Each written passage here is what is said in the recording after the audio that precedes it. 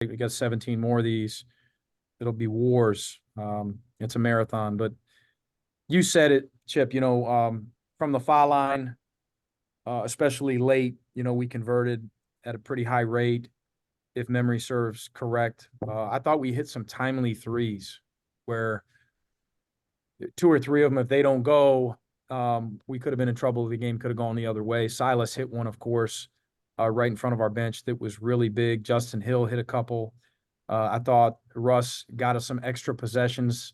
You shoot it with a little bit more confidence, when it's your second time shooting it in a possession, when you're getting open looks off offensive rebound, kickouts.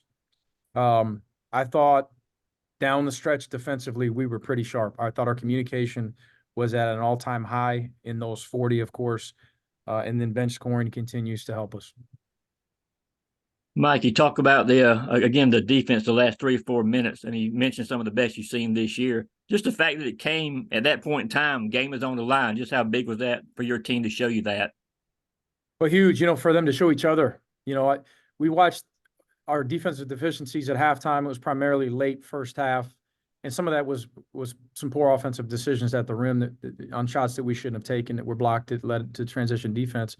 But some of those possessions, we weren't quite as crisp as we were in the first few minutes of the game with our communication, with our rotations, and for our guys to sit down in a stance and play connected defensively down the stretch for each other and collect some stops when need be, will certainly serve us well moving forward if we can continue to build on that.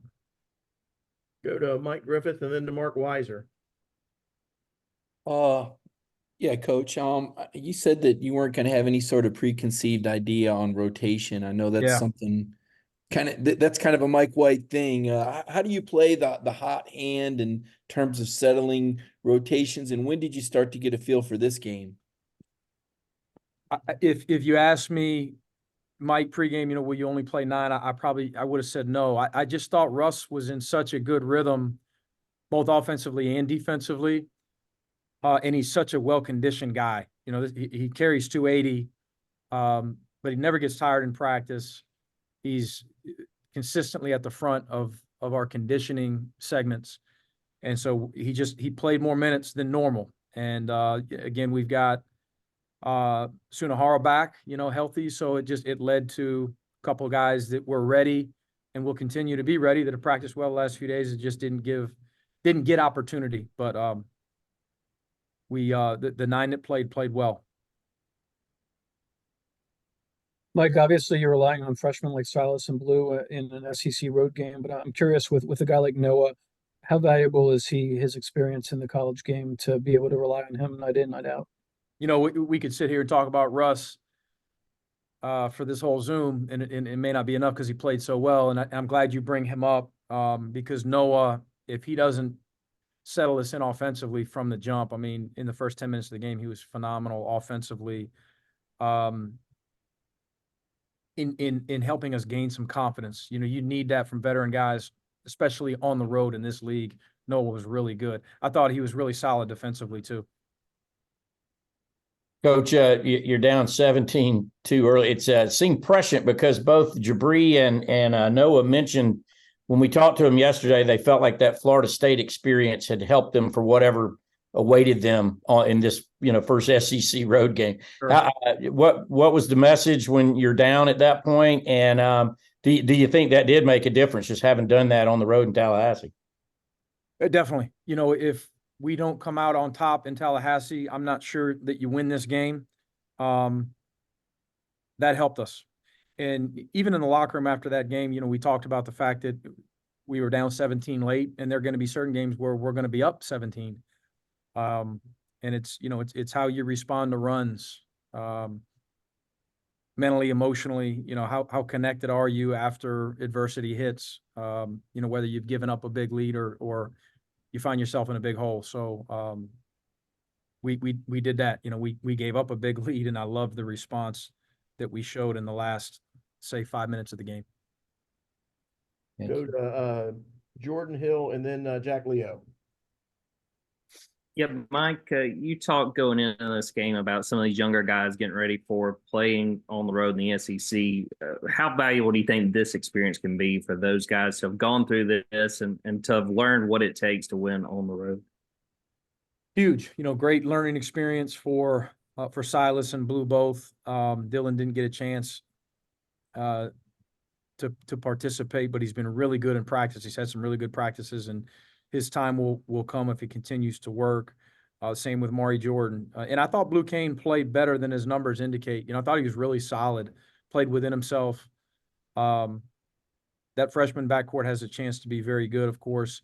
Silas, he had a couple struggles there really early. And, we've talked about responses a few times in this Zoom, and his ability to bounce back and make the plays that he made, both defensively and offensively, including the timely shot in front of our bench, shows you the maturity and the mental toughness that freshman possesses.